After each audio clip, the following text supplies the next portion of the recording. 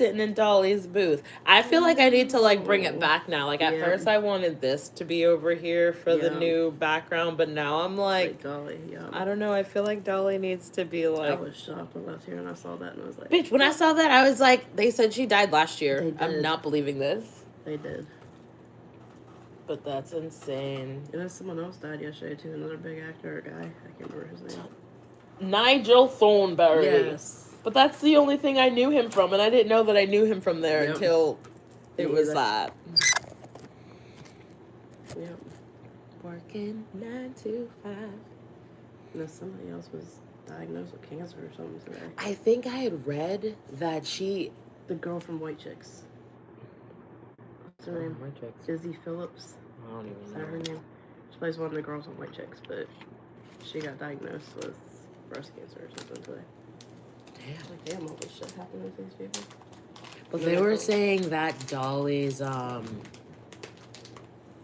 okay, so I saw one article that said that she had it was like a brief cancer. But I won't even hold you. And I know that they, like, said that she had died last year. I wouldn't have been, not to, like, say it like this because that sounds, like, bad, but I wouldn't have been surprised just because her husband had just passed and they were so close. And I feel like that's, like, common in, like, long-term relationships like that. Like, after one passes, like, not too long after the other. So I wouldn't be too surprised. What, last year, I believe? Yeah. If not, Yeah, so. Yeah, I agree. And it's just like, well, may she rest in peace. She did a lot of good, though. Absolutely. Because even so, Cookie... did I sign Noah up? I think I may have found out about it too late for Noah. But Cookie and Jordan are signed up for the Dolly's Imagination. The books, yeah. And the graduation letter that they, like, give at the, like, for the last book before they go off to kindergarten is so stinking cute. Like, wait, I wasn't supposed to be this emotional. I had only gotten that for 8, and I don't know why I didn't do it for the rest of them, but... Do it for Mateo. True, I still can. You still get... Yeah, dude, you still got, like... Yeah. How old is he? 3? Yeah, 2? He'll be 3. Yep. You still got 2 years of books. Yep, true. I need Definitely sign him up, because he got a book each month. I was like, he just got into, like, his books, too, so... Stop at 5. Yep. Yeah, we need to nurture that. Speaking of books, welcome to book club. Hey. We are late, but right on time. Mm-hmm. So okay, so... September is here. We're essentially in September. Yeah. We're going to be switching it up a little bit. So, we are doing a new collab. We've got a new face in the garden. So we are going to be having a new weekly segment on Thursdays. So we're going to do book club Wednesdays. We're going to have this weekly segment on Thursdays. And then Rooted in Her will be on... still Saturday mornings. Okay. But we have run into another debacle, all of the debacles. So I was doing really well with having all of my interviews lined up to make sure that we didn't miss one, but we have come to the time in my life where I have missed one. So the one that I had scheduled that I was supposed to have interviewed this week and then aired on Saturday canceled on me. So I need to figure out what the front door I'm going to do in regards to that. If I even do anything, I could just take a break and just push the 7 episodes that we have already. Like a little flip of all of them. Right. And push it or something. Something. I have no fucking clue. Do something. Yeah. Oh, I could. Do like a little snippet of all of them. Like, yeah, go to these videos to watch the whole thing though. Yeah. I like that. I'll figure something out. But because all of the books, so that other segment is going to be focused around the cannabis metaphysical oracle deck that we got and the journal. And then book club will just be regular book club. And then that, because we've started Detoxify. And I feel like the order that we've been reading this isn't what we should be doing. I feel like we should start with Detoxify and then end with the Divine Frequency and then pull cards. Because it's like, we'll read this and be really uplifted and then read this and be brought all the way fucked. So it's like, wait, nope, we need balance. Yeah. We're going to start with this because this is deep AF. Yeah. And then we'll transition into this and then we will go where the wind blows us, I guess. I'm not ready for this. Book Club always be telling some stories. Dude, I'm gonna light a candle for that one. Right. Light a candle, make a candle. I was just like, I need to make. She wants the incense. Oh, I was just thinking about this the other day too. Dude, like when I tell you there's so many things that I've just been like idle, but I feel like with the kids in school, yeah, it'll make it easier to. Yeah, like sit down and like think of like my life and like come down here. I feel like I only come down here like when I'm supposed to go live, which is like once a week now, so yeah, that's not conducive to anything or anyone, including these plants. Bruh. It's like, oh, nice to see you. Yeah. This monster is like, you could have just left me. I would have been fine. Like, what are you like, this is plant abuse. As I go get more. What the hell am I doing? You can't save them all. Yes, I can. Yes, I can. And try. I'm gonna try. Right. By any means necessary. Okay, so we read chapter 2. Mm-hmm. So we are on chapter 3. Oh no. I don't like it already. I don't like it based off of the title. Okay, chapter 3. Rooms where your voice was dimmed. Right. Mm-hmm. Oh, maybe I should like this because this is going to be deep. Oh, here, I took your lighter. No, you're good. Okay. There was a time, perhaps a very long time, when you felt like you had to whisper your thoughts if you spoke at all. You stayed in spaces where your voice didn't carry, where your words seemed to fade before anyone truly heard them. Maybe it was a relationship where the other person spoke over you, dismissing your opinions or needs. Maybe it was a family household where keeping the peace meant keeping quiet. Or a friendship where you played the listener, the supporter, never the one supported. In those rooms, it was as if your voice got softer and smaller until you questioned whether they had mattered. Until you questioned whether what you had to say mattered, excuse me. At first, you might have tried to speak up. You may recall the early days of that relationship or environment. You offered your ideas, you expressed your feelings, hopeful that you would be heard. But each time you did, you were met with interruption, ridicule, or cold silence. Perhaps your words were twisted, your feelings invalidated. You're overreacting. Don't be so sensitive. I don't want to hear it. Over time, these responses taught you to muffle yourself. Why shout out into a void that does not echo back? Why bare your soul if it will only be brushed aside? So you gradually learn the art of silence. You bit your tongue when you were hurt and angry. You nodded along to things you didn't agree with, forcing a smile to keep the harmony. Each quiet concession felt like a tiny death of self. Every time you laughed off an insult or said I'm fine when you were hurting, your true voice sank a little deeper into your chest, hiding away for safekeeping. In those moments, it seems safer to agree than to speak your truth. Staying in a place where your voice is dimmed can make you feel invisible. You might start to wonder if anyone would care to listen, even if you did speak. You tell yourself it's not worth the fight, that silence is simpler. But inside, the frustration grows. Unspoken words don't vanish. They swirl in the mind, sometimes turning into resentment or self-doubt. You begin to doubt your perspective. Maybe I am really too sensitive. Maybe I don't know what I'm talking about.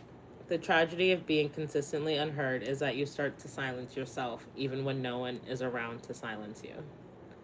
Yet even the softest voice remembers how to echo. Though you've spent so long in quiet, your heart still holds truths that yearn to be spoken. Think of your voice as a flame that has been turned down low. I've been listening to Turn Your Lights Down Low like daily for the past week. It's not gone. It's just waiting for oxygen. The more you acknowledge that and your thoughts and feelings are valid, the more air you give that flame.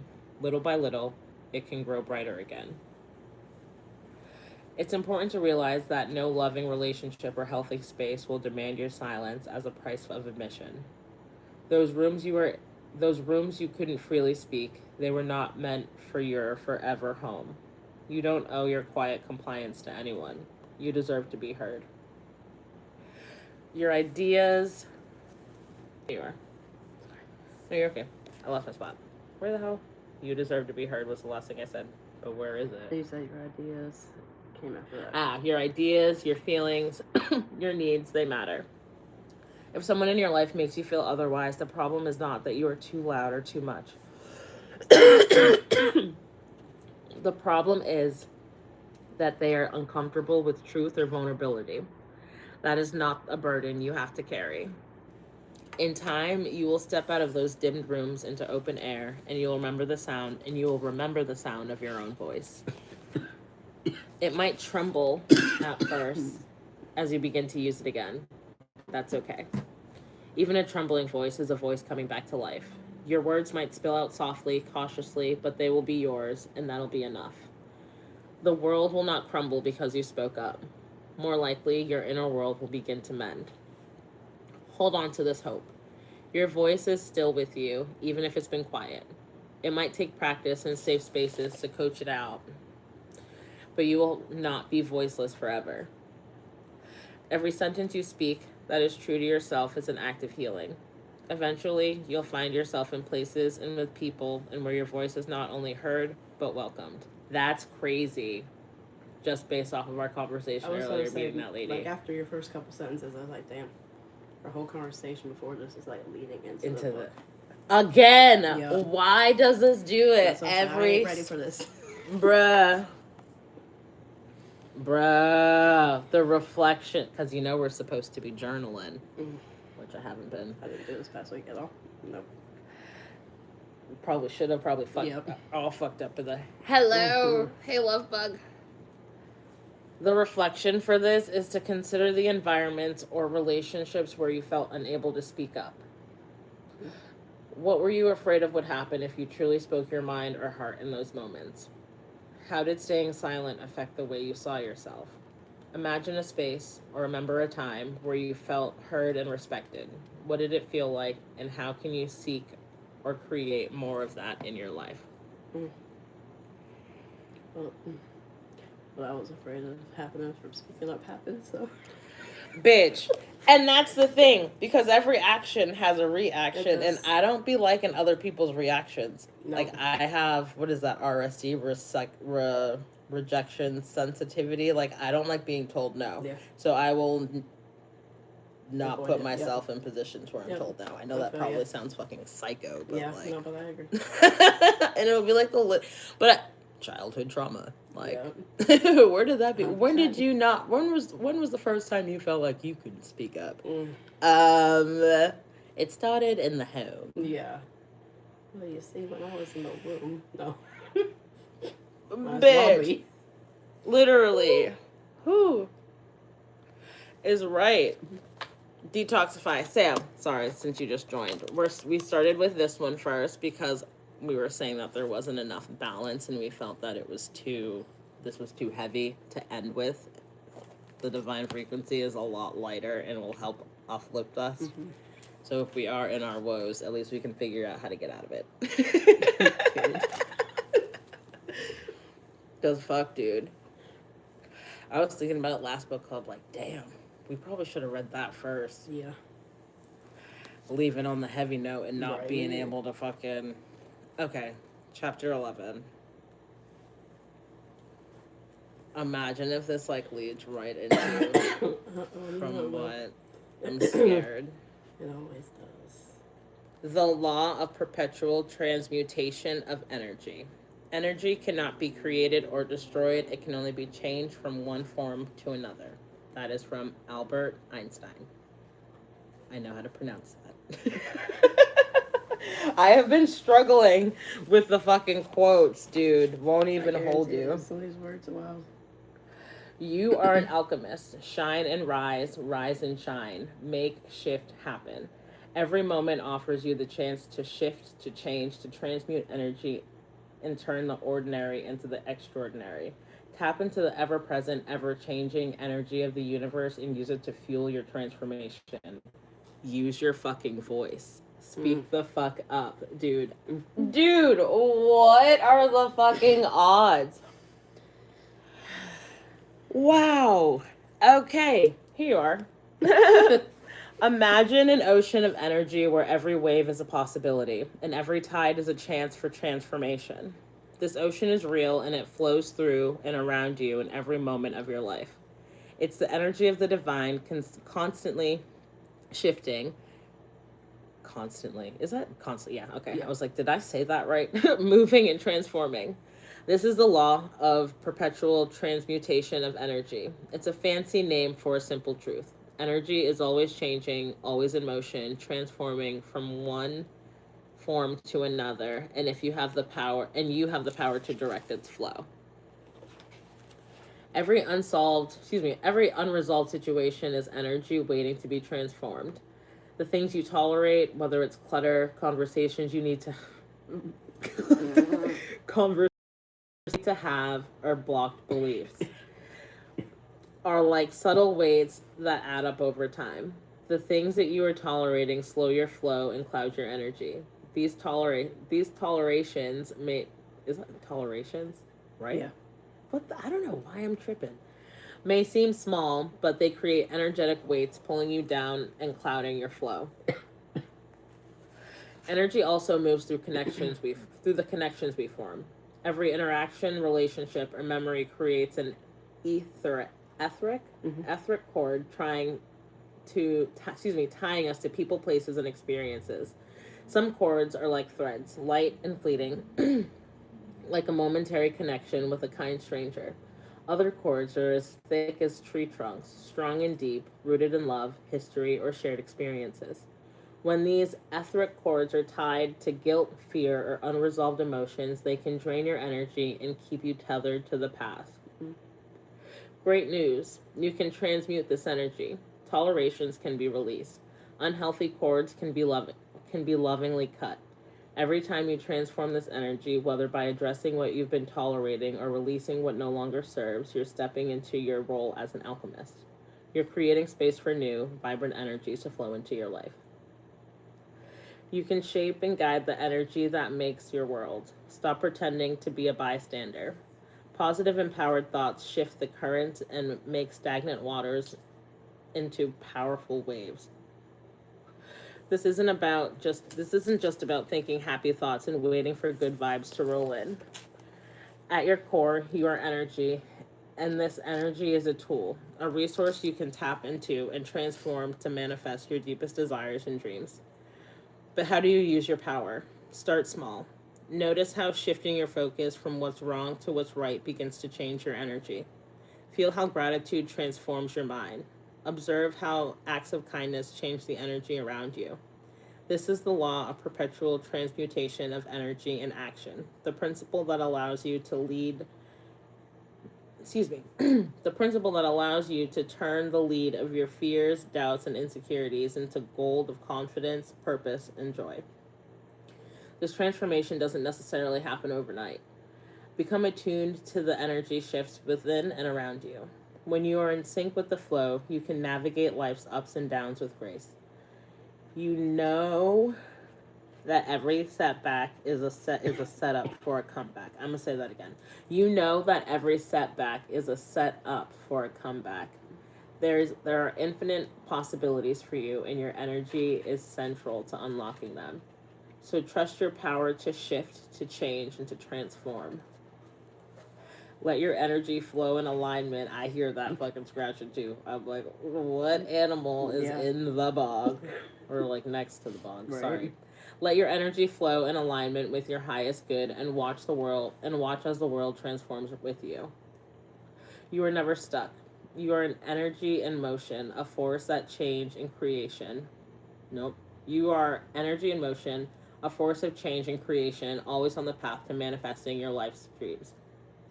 So let's dive and make shift happen, embracing the power with us to mold, shape, and direct the energy that surrounds us into something spectacular. What is the law of perpetual transmutation of energy? The law of perpetual transmutation of energy is a principle that describes how energy is always in motion, constantly changing form. All energy in a state of potential waiting to be transformed into physical reality.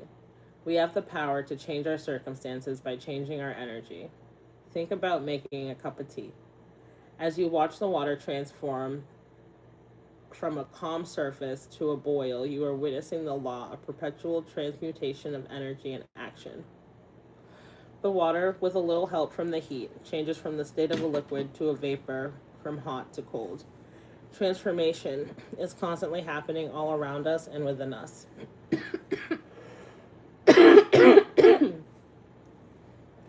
Excuse me.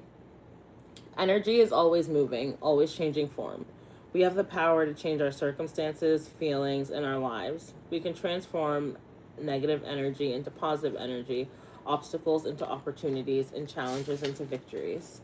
Here's a clear breakdown. Energy cannot be created or destroyed, only transformed. This comes from the law of conservation of energy in physics. It means that the energy around and within us is ready to take on a new form or direction based on our intentions and actions.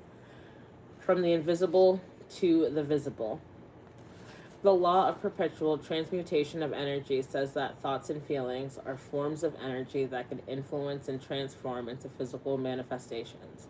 By focusing on positive thoughts and emotions, we can transmute the negative, intangible energy into positive, tangible outcomes in our lives. Active participation in change. This law empowers us to be active in our own transformation. While we might not have control over every circumstance, we do have the power to influence our reaction and the energy around us. The role of awareness and choice. When we become aware of the energies and the influence, when we become aware of the energies that influence us, whether it's through thoughts, emotions, or external circumstances, we can choose which energies to nurture and which to transform. This choice is the first step into transmuting energies that do not serve us into energies that do. I felt like I needed to reread that, but we're good. Cultural history. The law of perpetual transmutation of energy is rooted in various ancient wisdom traditions, scientific theories, and modern metaphysical thought. This universal law says that energy is always in motion and can be transformed from one form to another, impacting our physical reality, thoughts, and emotions. Let's explore this principle in the wisdom of cultures across the globe. The law of perpetual transmutation of energy can be traced back to Hermeticism, an ancient philosophical and spiritual tradition that emerged in Greco-Egyptian times. The Hermetic texts, particularly the Kabbalion,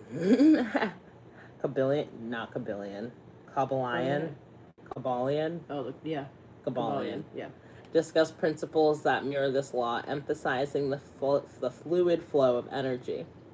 Across Asia, this law is mirrored in practices like Qigong and Tai Chi, where the body's energy is consciously directed to improve health and well-being, acknowledging the constant state of flux and the potential of transformation within. In Europe, the scientific revolution brought a fascination with the natural laws governing the universe, including the transformation of energy. Alchemists, in their quest to turn lead into gold, were perhaps unknowingly tapping into the principle of energy transmutation, seeking transformation on a physical and spiritual level. Creation is finished. My Divine Diary, Perpetual Transmutation of Energy. It started over something small, a misplaced comment at dinner that spiraled into a full-blown family argument. Voices clashed and frustration boiled over. Even when the shouting stopped, tension hung thick in the air. I escaped to my room. My chest felt tight, my thoughts were racing, and the fight kept replaying in my head. I wanted to storm back and prove my point one last time, but I lit a candle and sat cross-legged on the floor. Closing my eyes, I placed my hand over my heart and just breathed. The anger sat heavy in my chest, a ball of frustration I could almost touch. I didn't fight it, I just stayed with it.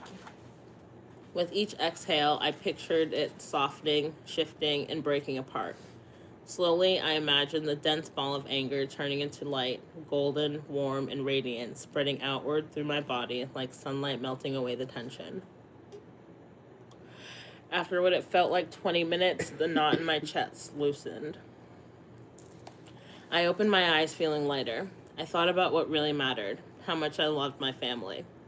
I wrote down what I wish we'd said, words of understanding, compassion, and love.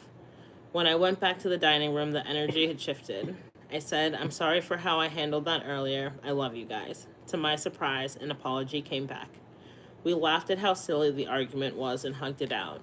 Even our heaviest emotions are energy waiting to be even our heaviest emotions are energy waiting to be transformed. Hannah's transformation. The Law of Perpetual Transformation of Energy case study. Hannah, a busy mother of two, struggled with her weight and energy levels. Years of prioritizing her family and career left her with little time for self-care, and her health suffered. She wanted to make really big changes, but Hannah felt overwhelmed and was not sure where to begin. Hannah decided to start with small fitness goals. She committed to a daily 10-minute walk during a lunch break. This was doable. It seemed like a minor change, but the fresh air and movement boosted her mood, and energy levels. Progress. Hannah gradually increased her walks from 15 minutes to 20 minutes to 25 minutes. She met other mommy walkers who shared fitness tips, and her walks became more intense. Hannah noticed positive changes. She went for nutritious snacks like fresh fruits and veggies and healthier balanced meals. Her energy levels improved. Hannah felt more present and patient with her kids. Months passed, and Hannah's small, consistent actions created remarkable results. She lost the unhealthy weight and gained muscle tone and felt more vibrant and confident. As Hannah's physical health improved, she noticed a ripple effect. She was happier, people were happier around her. Her relationships with her family and friends deepened as she radiated positivity. Bruh, dude, I always feel like I don't say the words right. Story of my life, searching for the right. How to live the law of perpetual energy. Nope, perpetual transmutation of energy. I clearly just wanted to skip forward. Let's explore how to use the law of perpetual transmutation of energy for manifesting the life you dream of. This law is a powerful tool for transformation. Here's how living this law can align you with the divine frequency. To embody the law of perpetual transmutation of energy, recognize that you have the power to shift lower energies into higher ones. Step 1. Set clear intentions. Get crystal clear with what you want to manifest. Whether it's a feeling, a new job, healthier relationships, or personal growth, clarity is your best friend. Your intention sets the direction of the energy to flow. Think of it as placing an order with the divine. The more specific you are, the easier it is for that energy to start moving towards your desired income. I mean, that too. Fuck. Ancestors, hear my plea. Help me fuck it up and get money. Clearly is what's on my mind, because that does not say income. Ahol made that up. Sorry. You're good. Story of my life. Step 2. Choose positive energy. Your energy attracts similar energy. To manifest positivity, tune into the positive energy in you. Do things that raise your vibration and keep you optimistic, grateful, and joy-filled. Meditation, affirmations, visualizations, and spending time in nature are just a few ways to maintain a high vibe state. Like attracts like. By staying in a positive focus, you set the stage for positive manifestations. Step 3, transform negative energy. When you are faced with negative thoughts or emotions, use this law as a reminder that you have the power to transform them. Instead of getting stuck in negativity, ask yourself, how can I use this energy differently? This might be turning fear into motivation, doubt into determination, or frustration into a creative fuel. Don't deny negative feelings. Feel your feelings, then redirect that energy towards something that serves you. It's okay to cry, but just don't sit there a while. You gotta keep on trucking, baby. Step 4, take inspired action. Once you set your intention and align your energy with what you want to manifest, listen closely for intuitive nudges or opportunities that feel right. These are signs of how to move the energy through inspired action. And then step 5, trust the process. Sometimes when you're trying to manifest, sometimes what we're trying to manifest doesn't appear in the form or timeline we expect. That doesn't mean it's not working. That was literally what I had said. 4 different words. That doesn't mean it's not working. Trust that the energy is transmuting in the way that's best for you at this moment. Release your attachment to the outcome and remain open to receiving. This openness is a form of energy too. One that says you're ready to accept the abundance that the universe has to offer. Embodiment experiment. Dun, dun, dun, dun, dun. Purpose. This experiment will help you manifest positive changes by focusing your thoughts and emotions on your desired outcomes. The duration is a week. Step 1 is identify an area of your life that you'd like to improve or transform. This could be related to your health, relationships, career, personal growth, or any other aspect of your life. Step 2, set a clear, positive vision of your desired outcome in this area of your life. Write a detailed description of what you want to achieve, experience, or manifest. Step 3, each morning spend 10 to 15 minutes visualizing your desired outcome as if it's already been achieved. Engage in all your senses and make that visualization as vivid and as real as possible. Focus on the positive emotions associated with this achievement, such as joy, gratitude, and fulfillment. Step 4, smoke blunt, sorry. Throughout the day, whenever you have a spare moment, example, waiting in line, commuting, or during breaks, reconnect with your vision and the positive emotions it creates. Take a few deep breaths and reaffirm your desire. In the evening, spend 5 to 10 minutes reflecting on your day and journaling about any positive shifts, synchronicities, or opportunities that emerge.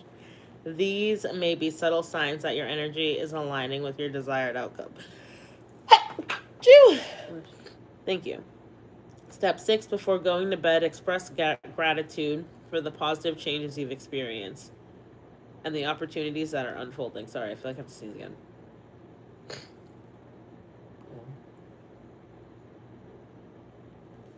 Step 7, repeat steps 3 through 6 for 7 consecutive days. At the end of the week, review your journal entries and reflect on on the overall shifts and changes. There it goes. You've experienced. Celebrate any progress, no matter how small, and acknowledge the power of your focused energy and intention. Excuse me. When you consistently focus your thoughts, emotions, and energies on your desired outcome, you'll begin to consciously transmute energy. Change is a process. Trust and continue to focus your energy on what you do want, not what you fear and what you don't want. Hold on, I gotta blow my nose. I died. Sorry. Excuse me for this brief interruption.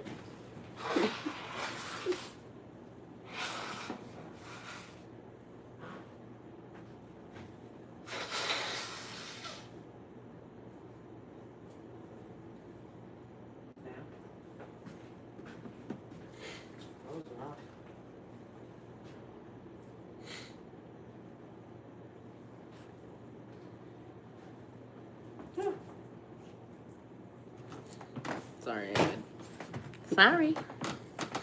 Okay, and then for the radical reflections,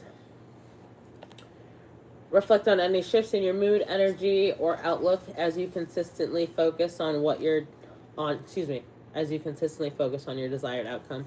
How did this affect your day-to-day experience? Notice any synchronicities, subtle signs, or unexpected opportunities that are aligned with your vision. How did these moments reinforce your belief in the power of focus energy? And then consider how reconnecting with your vision throughout the day influenced your mindset and emotions. Did it make your goal feel more attainable and real? Oh, hey, Monique, how you? And then lastly, think about your experience with this process. How has the practice strengthened your understanding of your ability to transform energy and create positive changes?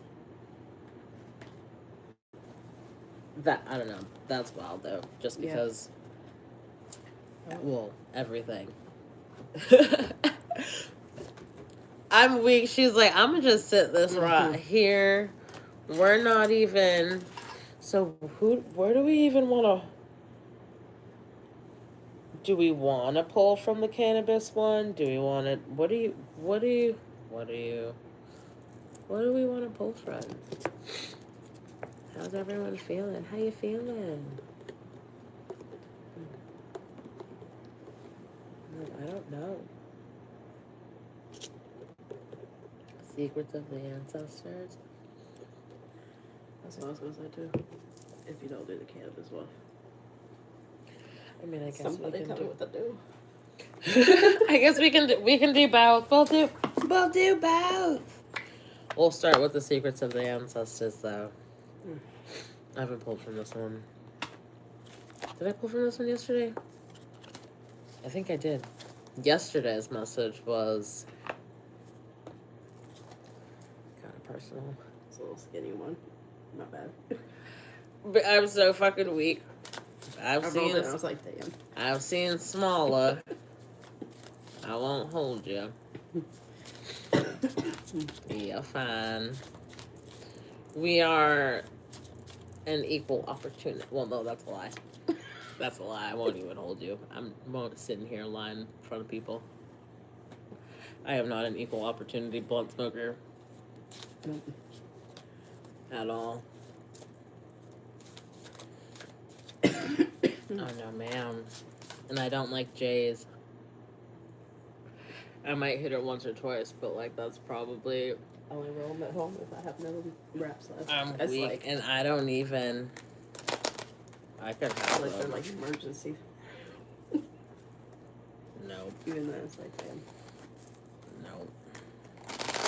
I can't. I'll even have them and, like, still be like, I have no blends. I don't know why I'm like that. I don't even like my husband's raps, truthfully. And then I don't even, obviously, free will. Like, I didn't, once I realized that I didn't have to smoke it. I was like, I don't even know what did it. When I was just like, I'm over, we're not. I don't want to do this anymore.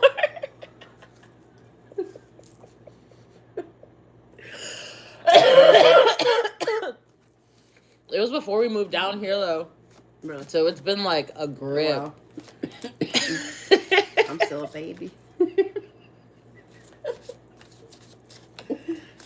my! I smoked them like a little bit in like high school and shit, but high school. That's wild to say. Back in my day, I didn't smoke in high school. You'd never like believe my fucking nickname in high school. What? Dare I share? It was ordained by my fucking neighbor. But it was holy water. And then when I started drinking and smoking, her dad was like, she can't be holy. That's not holy water. That's taint the saint. Yeah.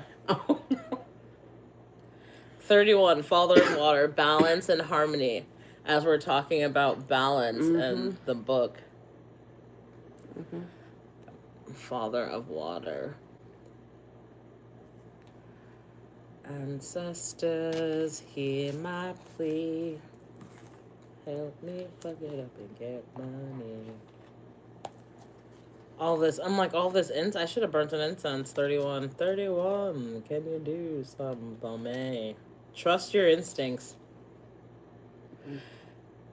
There is unity and balance between your head, heart, and spirit, and balance between the conscious and unconscious. This is a good thing. Although you must give yourself compassion to feel your emotions fully and completely, acting out in tantrums or rage is not healthy for you or your loved ones. The answer is not more control. The answer is doing your spiritual healing work. This paternal ancestor is spiritually mature and compassionate.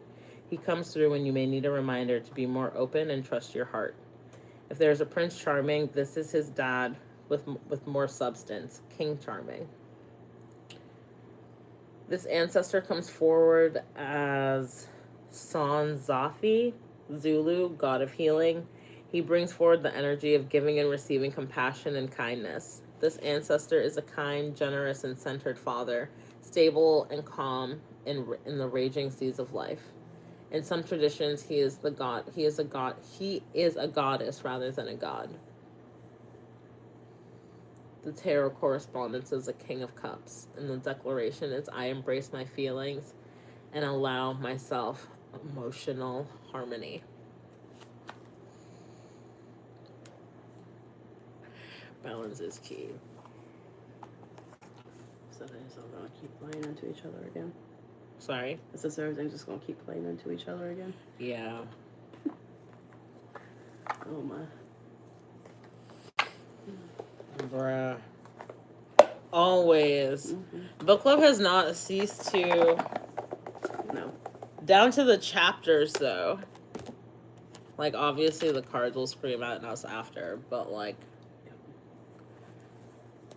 It always starts with a fucking conversation beforehand. Always. Setting the tone. The pregame, that's not recorded.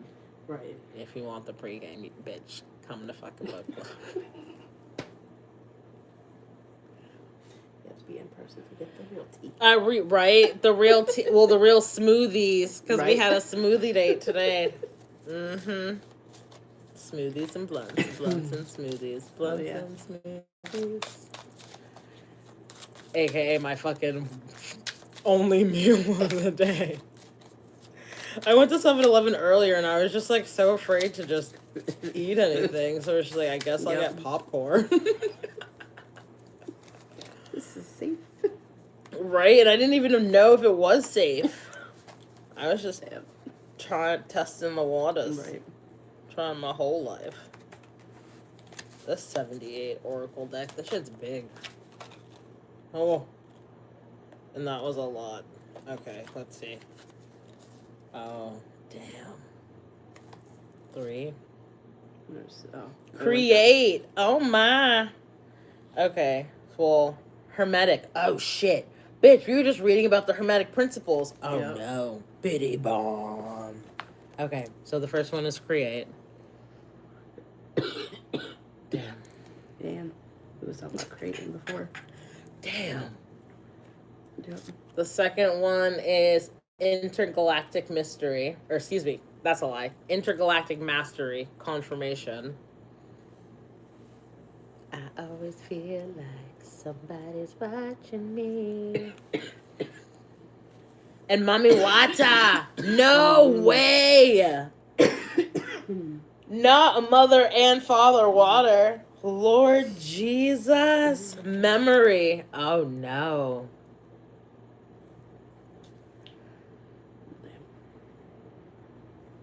Well then. Bitch, we got both the parents. Not family structure. Bitch. So you about to heal real good. We're starting with your parents. It's yeah, that's how, and that childhood trauma, bitch. That's how this conversation fucking it start. I'm sure y'all be listening. Worse than meta. Like what? That's great. Monet just said that's the balance of masculine and feminine energy. Bruh. Damn. Whew. I just got chills. That's crazy. Wow. As we're talking about the transmutation of energy. It's like, here, let's balance the first one for you. That's wild. Okay, so I guess I can be yelled at by these cards now. Right. Damn. That's crazy. No! Guess what page?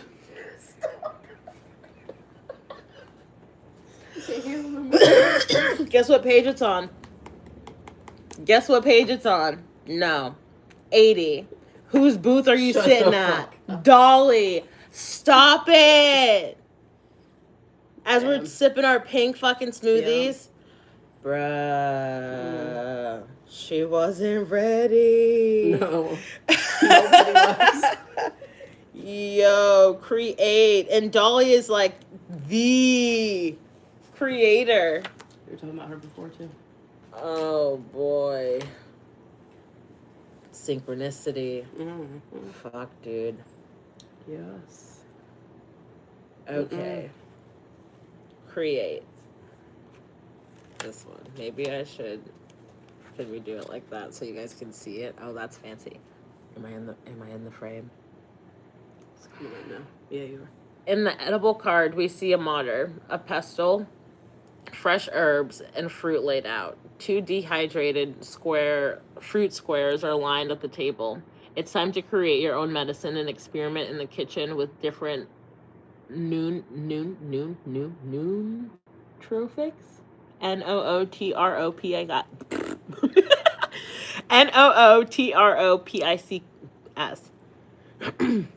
nootropics and plants. The edible oracle is an Akin to Thoth, the father of writing and magic. It is said in legend that he has left several emerald tablets for humanity to find so they know how to truly live. 2 of these tablets have yet to be revealed to humanity and won't until we evolve our consciousness enough to fully integrate the teachings of the last lessons needed to grow. Listen to the plants around you and take the medicine and take your medicine in your own hands. The plant spirit is marigold, which is crazy. Because I was on the phone with my sister yesterday and I was like, I have to dehead these marigolds and I'm going to send you and Ma these seeds, right? And as that literally fell off of my tongue, my mom called. Right? So I was like, wait a second, I got Mom's on the phone. I'm gonna call you back. That's wild. But then, listen, that's crazy. But then, again, with that, me thinking shit and then them calling. So I was in the car and I was thinking about how the school had called me for Noah, right? Do you know 2, maybe 3 minutes later, my phone rings. It's Newport News Public School and it's the assistant principal. I was like, what? So then we pulled into the parking spot and I was like, I'm going to be a millionaire because what do you mean? Right. I called my mom's name and then she called me. Called you. Thought about the school, then they called me. Thinking of billions at this point. Like, what? Yep. Everything I touch turns to gold, and everything I'm coming for is mine, bitch. It's mine. Okay, intergalactic mastery. Oh, confirmation. Clock it. Clock that fucking T, dude. Yup. Yeah. Wow. Okay. Let me pass this. Sorry. You're good. Fuck. I'm glad this is like live so people don't think I'm just like tweaking. Like, wait, no, this really just this is how the conversation went. You were there. That's crazy. Okay. Guess what page number this is on? Anyone want to guess? Any takers? Going once. Going twice. No. 111. Damn. Yeah. Tina. Okay. Let me see. Here's the card. What was the back of the book too? Oh shit. Bitch.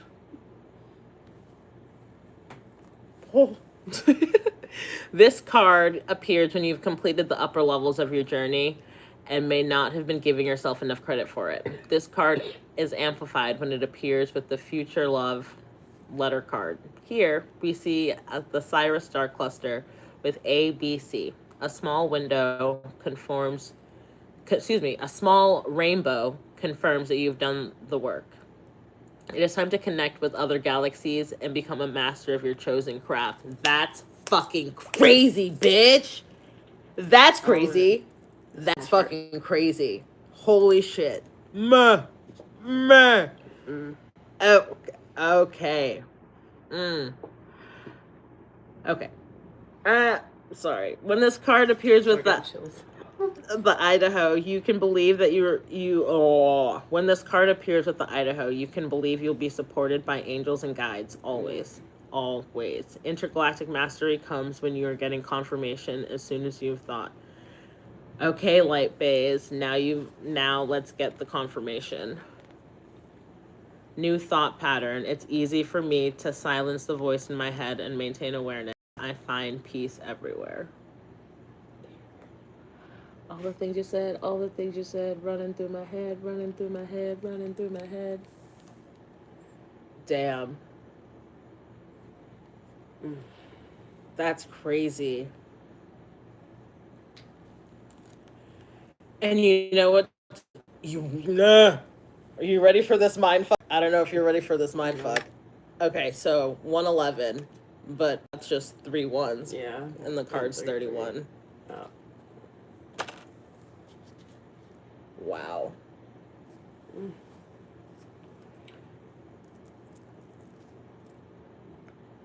Wait a second, are you ready for this even more? No. We just read chapter 11 in the Divine Frequency and chapter 3 in Detoxify, if you want to get technical. Oh. My stomach's hurting. It's just too much.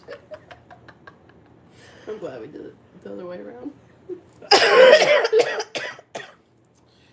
Wow. Nope. No, are you ready for another mindfuck? So 3 plus 1 is 4. And there's 4 cards in the spread right now. Okay, so let me read this last card. I can't just say your head, I'm just gonna put it down. Oh, perfect. So then I'll light this one first. Dude. Oh, I thought you were looking for later. No, I've got the chills. And I'm not just cold. Like, I'm not just cold. Like, all right.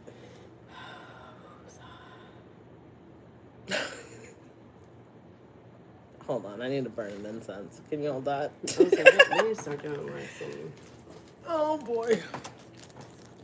What's that shit called? Not yoga. Meditation after this. Right. We start doing our book clubs. You need to meditate on this shit. Journal. Yeah. Have a moment of reflection. Yeah. Like, wait. Let's bring that back. Wow. It's never just like a little bit. It's like punching us the entire time. The entire goddamn time. Every week. That's crazy. Damn. But, like, this was a lot to process. Yeah. All of it. Like, down to... Damn, I forgot I was holding this book. I was like, what's in my hand? I'm weak, yeah. Don't be off. Yeah, I'm thrown off too, bitch. The fuck? I'm trying to get my life together. Fuck. Well, wait a minute. I thought we finished. No, we did finish the book. Let me pull... Okay, wait, no. Let me pull this, because we need to...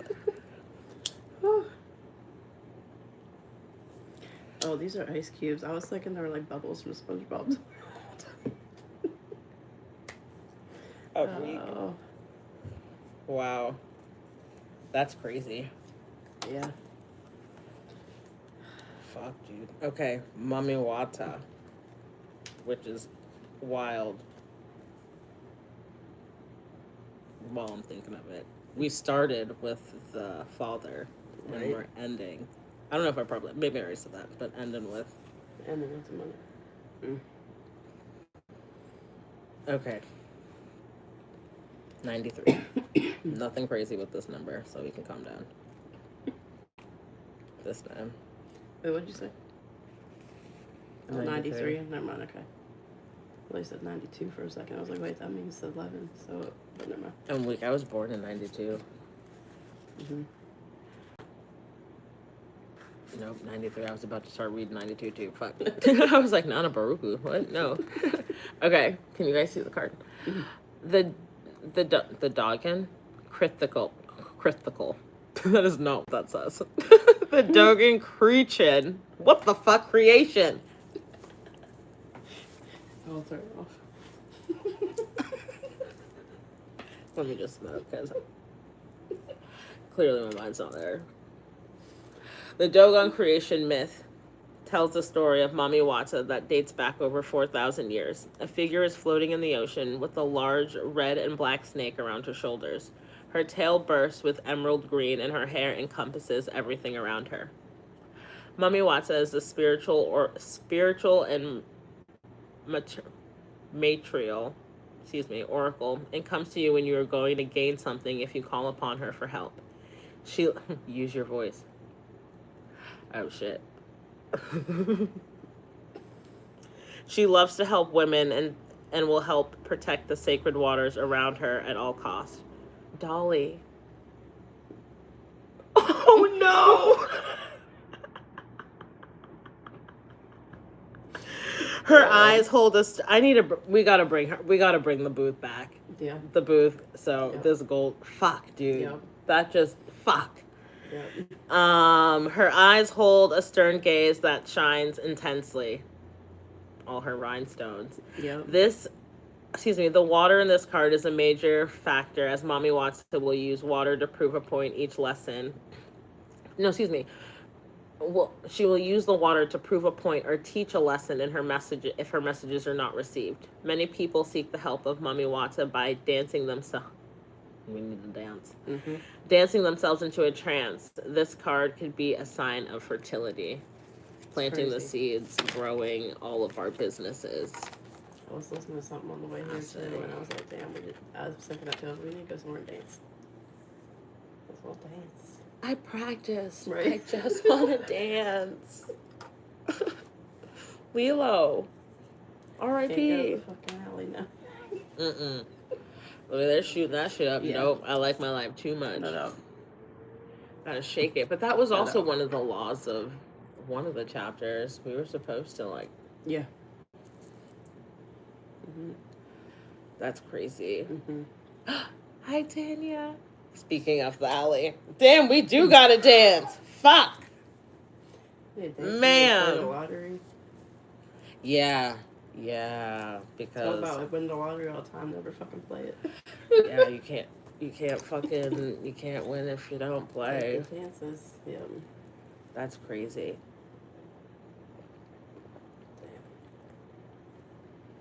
Damn. That all lined up crazy. It did. All of it. Down to the... Yeah. But...